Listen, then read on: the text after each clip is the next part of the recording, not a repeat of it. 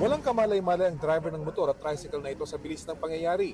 Ang truck ng basura, mabilis ang pabulusok at bahagya lang naiwasan ng motor at tricycle bago sumalpok sa isang bahay at tindahan.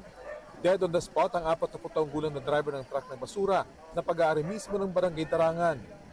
Maswerteng sarado ang tinamaang tindahan nang mangyari ang insidente bago mag-alas 2 ng hapon.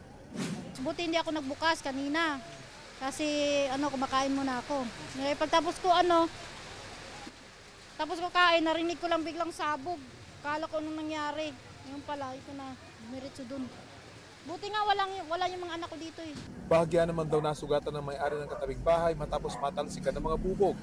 Pero patay ang kanyang alagang aso na napuruan habang nasa garahe. Ayon sa administrador ng barangay, tila isinakripisyo ng driver ang kanyang sarili para wala ng iba pang madamay. Very thankful din kami sa kanya and siguro ang sa akin doon is he is a hero for doon sa nangyari. Siguro Ibinangga niya na po rito sa walang tao. Matarik ang bahagi ito ng kalsada, kwento raw ng pahinante, tapos na sila maghakot ng basura kaya pinatanggal ng driver ang kalso ng gulong. Hindi tiyak kung nakaandar ang makina ng truck, pero bigla na lang daw itong dumaos-dos. Nung magtanggal sila ng kalso, biglang dumire-diretso yung sasakyan. So unexpected na mawawalan siya ng preno. So kaya nagdire-diretso siya dito. Pahirapan ang pagtanggal sa labi ng driver dahil sa tindi ng pagkayupi sa kabi ng truck. Mag-aalas 6 na nang matanggal ang kanyang labi. Pero bago matanggal ang truck, bumuhos ang napakalakas na ulan. Ang matarik na kalsada nagmistulang ilog. Bagay na lalo pang nagpahirap sa pagtanggal sa naaksidenteng truck. Nag-uusap na raw ang barangay at may-ari ng tinamaang bahay at tindahan para sa kaukulang danyos.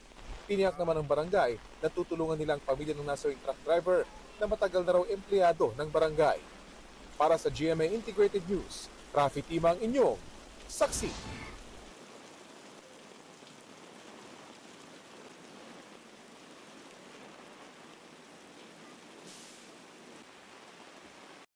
Mga kapuso, maging una sa saksi.